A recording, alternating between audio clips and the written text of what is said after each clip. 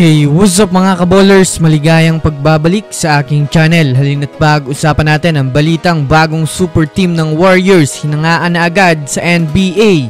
At ang balitang pinaasa nga po mga kaballers ni Klay Thompson ang Dallas Mavericks fans. Tara na't pag-usapan natin yan dito sa Basketball Hotshots.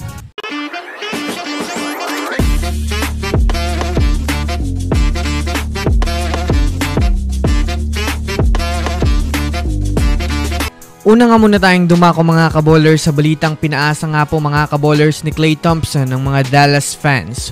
Well, sa naging laban nga po mga kaballers ng Mavericks at Utah Jazz ngayong araw ay talaga namang maraming mga fans ang nanood. Ito ay dahil sa magiging unang laro ni Klay Thompson sa kupunan ng Mavericks. Alam naman nga po natin na todo hype nga po mga kaballers ang mga Mavericks fans dahil sa pagsali ni Klay nang nakaraan sa kanila. Sa naging laro nga po nila mga kaballers ay umpisa pa lang ay aggressive na nga talaga mga kaballers ang Utah Jazz.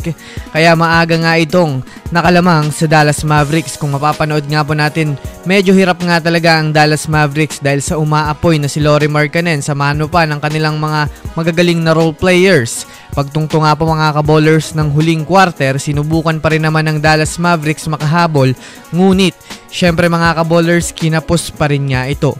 Sa nangyaring laro nga mga kaballers ay marami kaagad ang ine-expect nga po ng Dallas Mavericks na maibabalik ni Klay Thompson ang prime gameplay niya.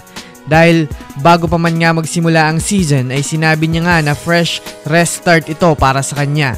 Ngunit sa naging field goal nga ni Klay Thompson ay talagang makikita natin mga kaballers na hindi na nga po ganun kasolid ang naging debut game niya at talagang pinahype lang talaga ni Klay ang Dallas Mavericks dahil sa 3 out of 9 na attempt niya sa 3 points. Pero syempre marami pa naman pagkakataon upang makabawi si Klay at aabangan natin yan mga kaballers.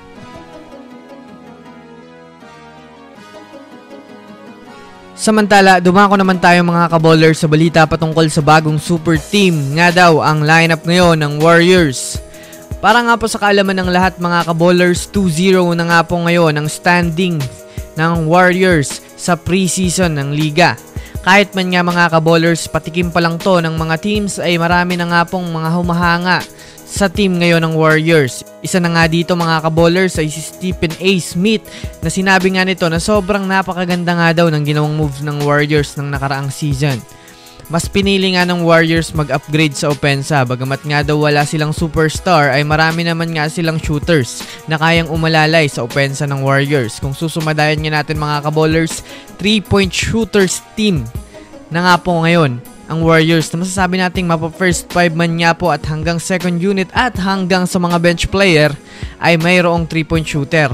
Maari nga pong epektibo ito ngayon sa NBA lalo pat hindi na nga kailangan ni Stephen Curry na siya nga lang halos ang umiscore at hindi na kailangan mga kaballers ng mga teams na si Stephen Curry na lang ang bantayan, kundi halos lahat na sa kanilang mga rotational player ay talagang may maibubuga.